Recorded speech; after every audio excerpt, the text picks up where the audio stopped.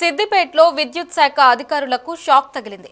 విద్యుత్ సరఫరాకు అంతరాయం కలిగిస్తున్నామని లాక్మాన్ మెదక్ రోడ్లోని సుమారు 400 చెట్లను నరికివేశారు. ఎలాంటి అనుమతులు లేకుండా చెట్లను నరికినందుకు విద్యుత్ శాఖ అధికారులకు అక్షరాల 24 లక్షల రూపాయల జరిమానాను విధించారు సిద్దిపేట మున్సిపల్ అధికారులు.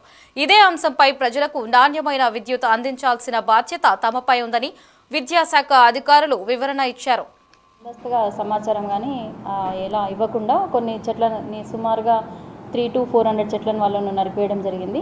సో దానికోసం గాను వాళ్ళకి అందరూ కూడా ఇంటిమేషన్ ఇచ్చాము. అలా కాకుండా సమన్వయంతో వాళ్ళ కనుక ఎక్కడైనా పైన చెట్లు అడ్డం ఉన్నాయి కనుక అన్నట్లయితే మన మున్సిపల్ తరఫు నుంచి 2 లాడర్స్ ఉన్నవి.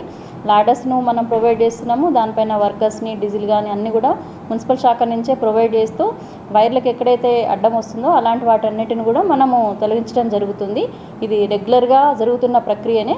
కానీ సడన్గా అనుకోకుండా మరి ఏం జరిగిందో తెలియదు కానీ ఒక 200-300 చెట్లను కొట్టివేయడం కింది వరకు కూడా నరికివేయడం జరిగింది. దానికోసమని మనం ఎలక్ట్రిసిటీ డిపార్ట్మెంట్ వాళ్ళకు కూడా ఇన్ఫర్మేషన్ అందించినాం. వాళ్ళ సమన్వయంతో 2 శాఖల సమన్వయంతో కలిసి పనిచేసి వాళ్ళకి ఎక్కడైనా వైర్ల వల్ల ఇబ్బంది వస్తుంది చెట్ల వల్ల అని అనుకున్నట్లయితే మా కనుక ఇంటిమేషన్ చేసినట్లయితే తప్పకుండా సహకరించి కోఆపరేటివ్గా పనిచేస్తామని తెలియజేస్తాం. ఇంకోటి ముఖ్యమైనటువంటి విషయం ఏంటంటే ఈ చెట్లన్నీ పోయి లైన్లకు తాకడం వల్ల వర్షాలు వచ్చినప్పుడు ఆ చెట్ల ద్వారా మనకు లీకేజ్ ఆఫ్ కరెంట్ అవుతుంది, ఎలక్ట్రిసిటీ ప్రసారం జరుగుతుంది.